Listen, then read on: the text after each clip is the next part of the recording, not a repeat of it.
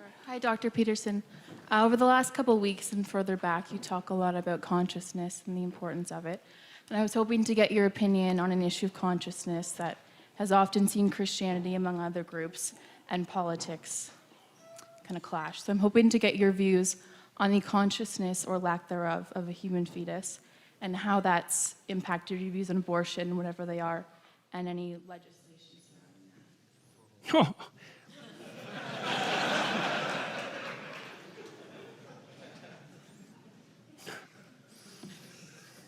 Thank you. I'm very...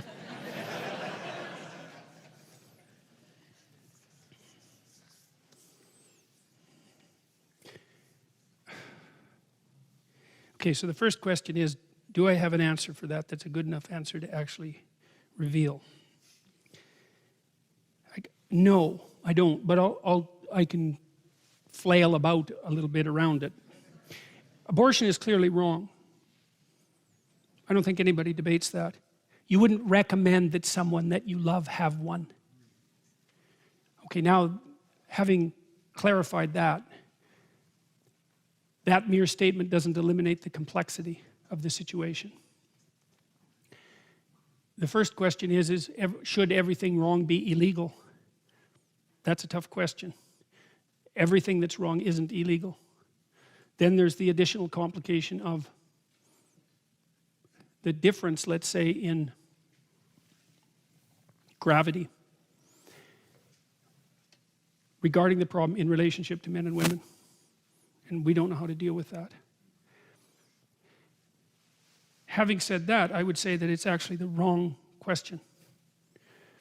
There's something Leonard Cohen said once. He said that in a massacre, there's no decent place to stand.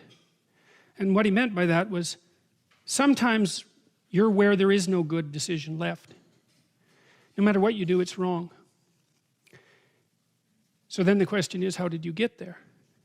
Well, let's say you're in a position where you are inclined to seek an abortion. The question is, how did you get there? Now, we have a lot to straighten out about the sexual relationships between men and women in the modern world. They're bent and warped and demented out of shape. One of the things I see with young people, for example, is that they will engage in sexual acts with one another that they would not talk about with one another. I mean, couples will do that for that matter, like married couples will do that, but they're married, that's a different story. It seems to me that if you are willing to engage in a sexual act with someone with whom you would not discuss that act, you probably put the cart before the horse. So, the discussion regarding the legality of abortion is nested inside a larger discussion about the morality of abortion, and that's nested inside a larger discussion about the proper place of sexuality in human behavior. And to me, that's the level at which the problem needs to be addressed. Now, I don't have the answer to that, because the old answer was get married. That's a good answer, and it's an answer that people should still listen to. But we'll put that aside momentarily. I had a client at one point who was, I don't know, she was probably, I'm going to disguise her in a variety of different ways. She was 27, 20, thereabouts, had come from a relatively conservative background, quite a timid, fearful person, and also not very well, not sophisticated in relationship to relationships. And she'd never had sex. Well, there's a bunch of things she'd never done. Well, the answer from me to her wasn't continue to be timid about everything, because that wasn't working out for her. She needed to go have some adventures. Now, sexual adventures, like other adventures, are dangerous. And so you have to be very careful when you encourage people to go out and have adventures. But too much timidity and caution also constitutes a pathway to perdition, let's say. You can't just say to people in the modern world, well, no sex till you're married, unless you're going to get married when you're very young, and perhaps you should. I don't know about that. But I don't think that we're mature enough as a culture to have a serious discussion about sexual propriety, especially in the aftermath of the birth control pill. And we seriously need to do that, and we haven't. And so I think the eternal debate about abortion, horrible as it is it's the surface manifestation of a much deeper problem.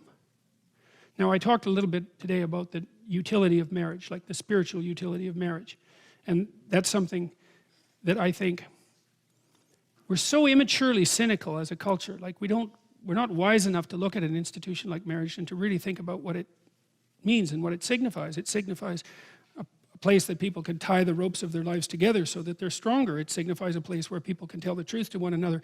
It signifies a place where sexuality can properly be integrated into life. That's no easy task.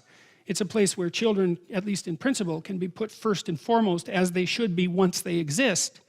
And so there's a much broader discussion that has to happen, I think, before any concentration on the legality of abortion is liable to get anywhere at all. That's what it looks like to me. So that's the best I can do with that question.